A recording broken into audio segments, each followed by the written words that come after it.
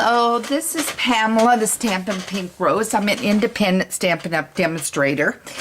And this is our technique card today.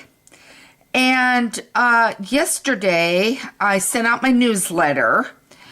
And they always get a PDF. And the card itself is normally private, so nobody gets to see it. I decided today that I was going to straighten out my table a little bit. I was going to show you the card from yesterday, but if you want the instructions, you're going to need to email me and sign up for the newsletter. Hopefully, if you sign up for the newsletter, seeing how it went yesterday, it'll still go out today for you. And you'll get the PDF on the instructions how to make this card and all the supplies. What I'm focusing on today is the technique, and it's called washing, and I cannot believe it. I left out my block D. Hang on.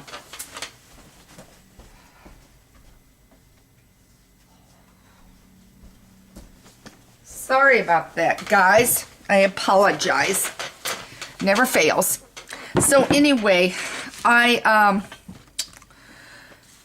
decided that I was going to show you how to do this technique. A lot of times they'll get a technique card, but this one really needs a video, and you really need to be able to see what I'm up to. So I'm going to tell you that we start with watercolor paper is what we need. I'm using 2 different ink colors is what I'm going to use. And you could use a third if you wanted to add a little color, and I'll show you one that I did a small one of a minute ago. So what we're going to do is washing. And it's a very simple technique. It's not complicated. So here is the card from yesterday. And this is the washing technique, or whooshing technique. And this one I use Bermuda Bay. Today I pulled out Pacific Point and Marina Mist. Okay. So what I'm going to do is I'm taking my block D, and I'm going to move this paper out of the way for a minute. And I'm simply coloring the block, partially. If you want the whole thing colored, fine. If you want to use one color and do it this way, and then do ink drops of re-inker on it of another color, let's say you want to do it with some orange, with a yellow background, you could do that. Now, this is Marina Mist, okay? And then you need your spritzer. Okay, and Stampin' Up! Sells them, and there are spritzers. So, what I'm going to do, I am spraying, and it is getting water on it. Can you see it beat up? Okay.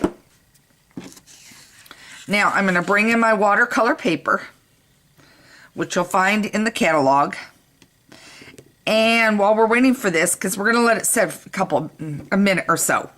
If you don't have a catalog and you don't have a Stampin' Up! Demonstrator, email me. I had a fabulous week last week for my birthday, so I decided to extend my gift to you as a free catalog through the month of May.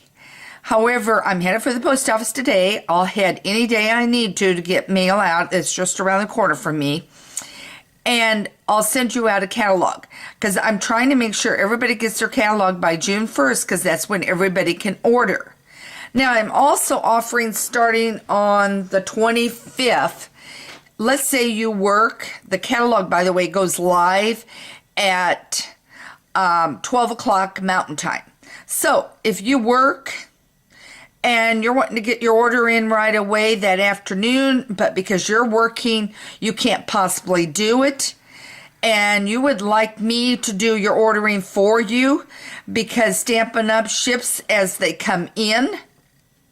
So obviously, if you're going to wait until evening or early morning, your order is probably going to be later going out, and I know how fabulous that catalog is and how much I want the stuff as quick as possible.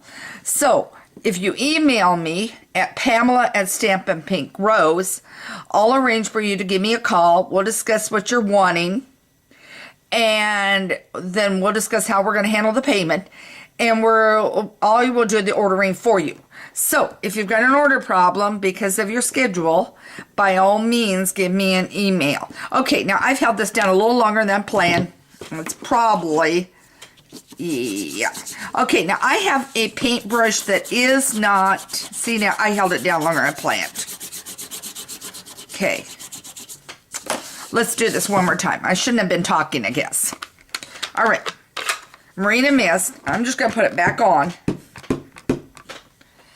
And Pacific Point.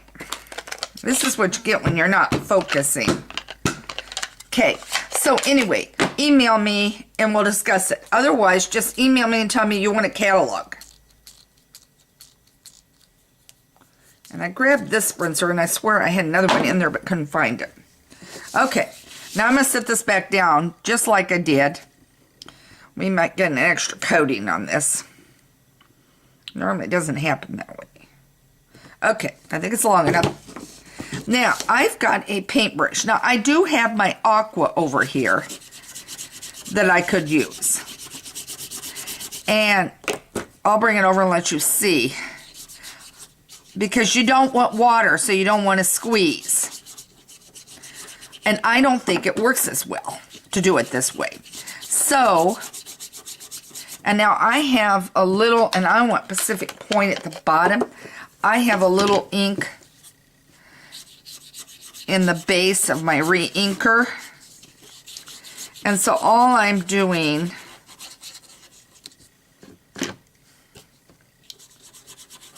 is taking this and doing this. And I really, okay. So, you've got it this way. And you notice what I've done? I've put the chairs. Think about in the new catalog, there's seashells. So think about maybe the seashells on here. But anyway, I've done it this way. And you can get the instructions if you get the PDF. But the technique is really simple. You're stamping your color on your D block. You could do two, like I did. One layer at the top, one layer at the bottom. As long as they're in the same family. I tried doing it in crumb cake at the bottom and the other, and I was not happy with the results the way it ran. So what I would suggest, if you're wanting brown at the bottom, what I would do is, now notice on the swan here, that I did this one in watercolor. And what I did was I made a mask of the swan, put it here, and then I kept the swan on and I stamped the whole thing. And then I filled in with my paintbrush where I needed to fill in. So you could do that. So what I'm saying is, if you want sand at the bottom, what I would suggest is maybe use High Tide, stamp that sand the way you want it, cut it out, use it as a mask and put it across, and then put your blue in, and then take your mask off, and then re-stamp. Because that's what I did here. I masked it, and then I took the mask off after I got my blue color in, and then I stamped the swan on.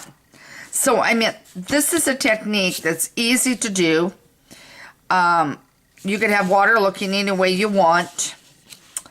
As I said, you could do, I'm thinking maybe do a yellow as your block, and then maybe do some orange spritzing and, you know, another color of your choice in here, and spritz it, and then put it on and give it a wonderful sunset effect.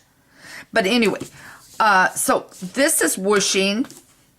And so I hope this technique gives you an idea of how to do the whooshing.